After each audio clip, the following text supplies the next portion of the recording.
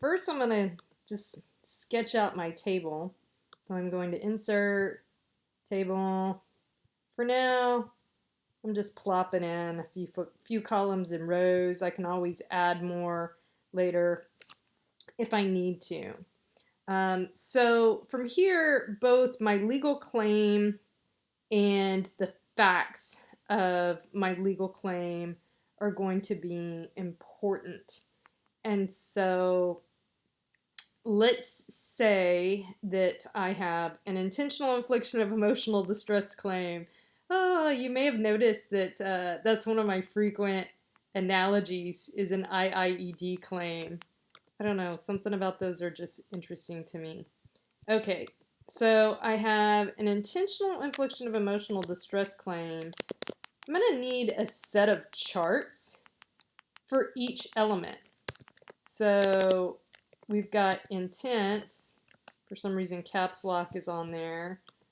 And then after that, it's being wonky. All right, so I'm going to cut this real quick. We've got intent. We've got outrageous conduct, severe emotional distress. In some districts, they have causation. Let's just leave off damages. Let's pretend that that's not an issue. Okay.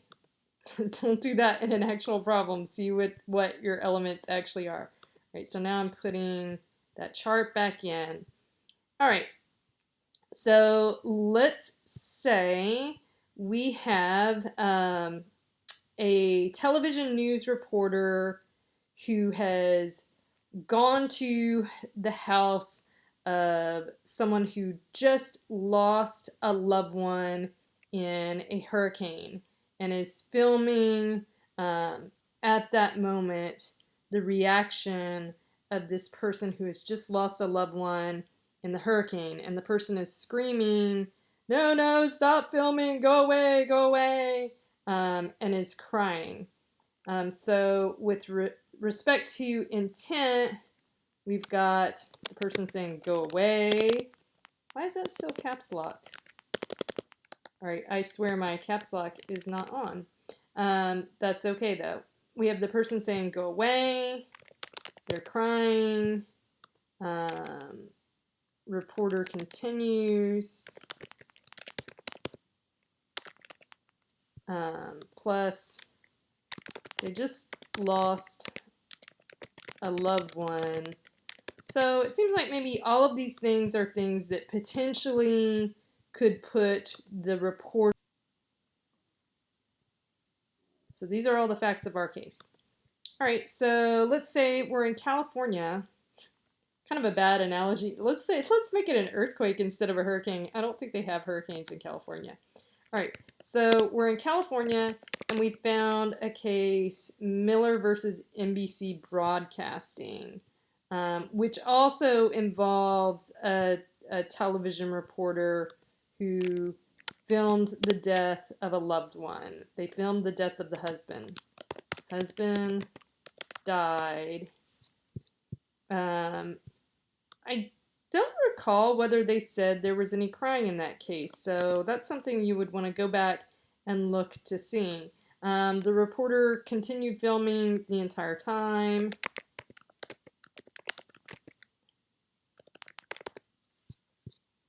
Although no one said to go away, they did enter without permission.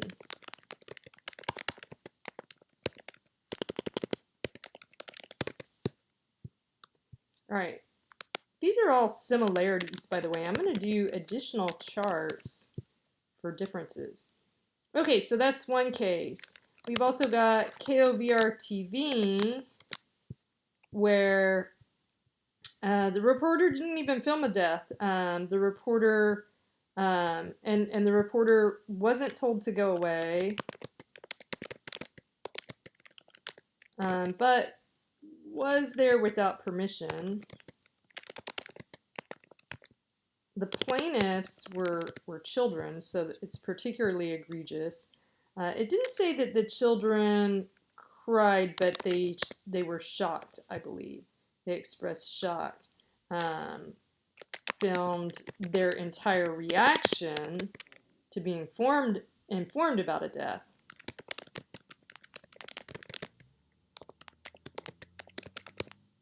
In this instance, we're in luck because we seem to have found analogies to all of our relevant facts. Now, let's say if one of these columns had been blank,